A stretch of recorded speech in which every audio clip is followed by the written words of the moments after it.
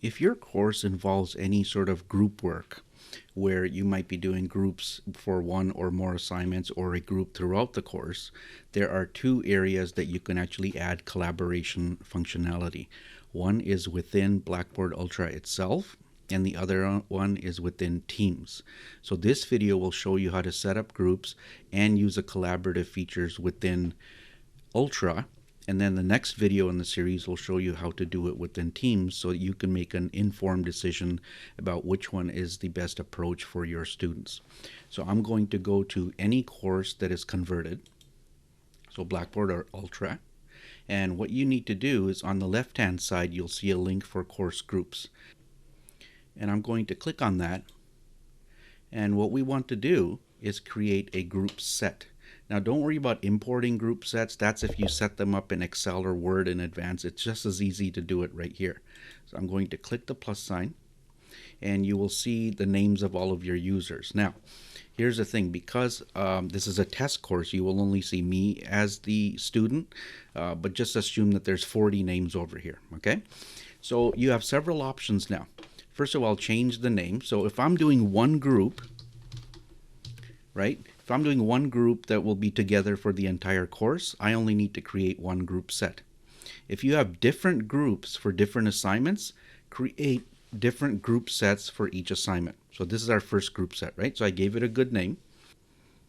Now you have a choice. You can either do randomly assign, which means that if you choose the number of teams and tell the system, for example, let's try this, you would say how many number of groups do you want at the top. So depending on the number of students enrolled in your course, this will populate automatically. So let's say I want about 3 to 4 or 4 to 5 people per group. I would choose that and it would automatically assign your students to multiple groups, and you would see them down here as new group 1, new group 2, and you can click here and you can change the title of it if you like. So if you have fancy team names, you can put those in as well, or certainly delete the word new just so you have group 1, group 2. Now if you don't want to do random, what you can do is allow students to self-enroll, and when you do that, and by the way, you do have to make the course visible before you can do this. So when you do self-enrollment, the students will get a little link on your contents page, right? And you can move that up and down, and you would email them, and they would then go in and see, let's say, 7 groups. So it's going to allow 9 groups, because that's a possibility based on 5 members per group. So I'm going to set that to 4. So if I had 40 students, of course that will allow for 10 different groups automatically. And I could put a description here for the group if you wish, and the start date when a person can start enrolling, and the last date a person can start enrolling. And what happens is when the last date and time comes, for example, midnight of May 30th, whichever students have not assigned themselves to a group, they will be automatically assigned to groups of 4. Okay, so it's not a bad feature. You do have to communicate with your students that this is what they have to do. So the way I do it in my class is I choose the custom option, right? I choose custom, and what that allows me to do is send a message out to my students saying, look, we need you to figure out a team of your own that you're comfortable with. So team members then would look at the competencies and the skill sets and maybe the attitude, the person to team fit of their classmates, and then say, this is the people I want on my team. And they would email that to me, and then I would manually put them in a team or 2. So to do that, first of all, what you have to do is create a team. And you could do that simply by clicking these 3 dots, create a new group, or click on the plus sign down here. So I'm going to get all my teams ready. And you can change the title if you want. You can put a description if you wish. And if you click down here, you can do the second group, and the third group, and the fourth. It's quite simple, and you just keep adding groups, as many as you need. Now to assign a person to a group, and by the way, I should tell you, you would see all 40 student names over here. However, because I'm using a test account, you're only seeing my name, and that's okay. The same process for more than one person. So Ash Patel preview user, I click, I put them in group 1, and they appear in group 1. Now later, if I want to put this user in a different group, I click and I just assign them to a new group, or take them out of a group. Now at the end, make sure you click save, and the group is right here, the groups, right? So if you click on it, you can see the groups.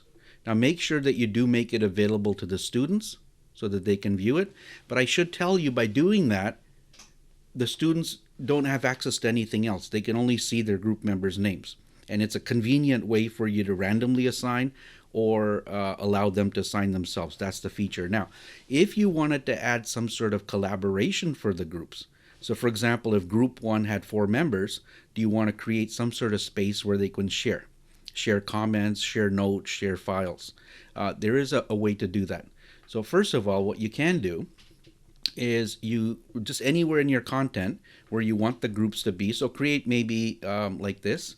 So I would create, for example, a learning module called group work. Okay, and make it available. And you can add a description if you like. And again, you do know how to move these up and down, right? So within this group work module, and again, you could put it anywhere you like, right? I'm going to go inside, click the plus sign, and create. But this time I'm going to create an assignment. Now, keep in mind, if the group work is not assigned to a grade, you're just doing group work, that's okay.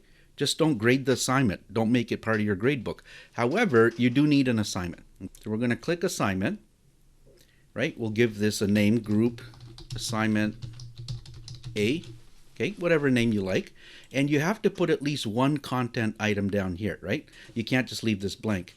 So you can, I mean, you don't want to add questions or anything to it, but you can say, here's a local file, right? So I'll add a local file, maybe the project assignment, whatever, and I'll just put a thesis template here, right? Whatever files that you want the student to have, and then maybe save it, maybe put some text as well. So maybe above it, actually, some sort of preamble that explains to the student what they do. So this, I would say something like, this is your group collaboration space. Okay, something like that. Of course, you're going to give instructions in class anyways. So now, here's the key part, is over on the right, you click on this settings button. Don't just rely on these 4 or 5 items, there's more. Click on it, and you can have the last date that people can do anything within this space, right? So if it is an actual assignment, put the last date and time when it's due. Now you cannot check prohibit late submissions. It won't work. Do not do that. You're allowed to check anything else you like, not this. But you have to check allow class conversations. That is your collaboration, okay? Now it's not a test, so we don't have to choose these things. You can now choose these things if you wish, and keep scrolling down all the way to the bottom pretty much. And if you want to do safe assign for the submission, go ahead, but we need to assign to groups. So I'm going to click assign to groups, and you can now create new groups right here. You don't even have to do that first step, which is fine. Or what you do is click up here, instead of creating a new group, just say assign or reuse groups here. So I'm going to click that, and it will automatically create a space for each group. Now, we only have one group, so it doesn't matter, right? But you would have more than one. You'd have 10 of them. So I'm going to click save, and save again. So let me show you what that does. So I'm going to start student preview just to show you what the students will see.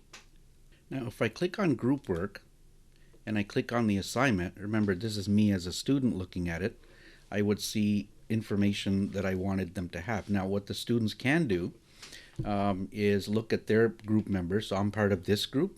This is the group members that I have right here. And it tells a little bit about the assignment. Now what they can do is click up here on the top to a conversation, or click down here to open group conversation. It does the same thing, right? So I'll just click.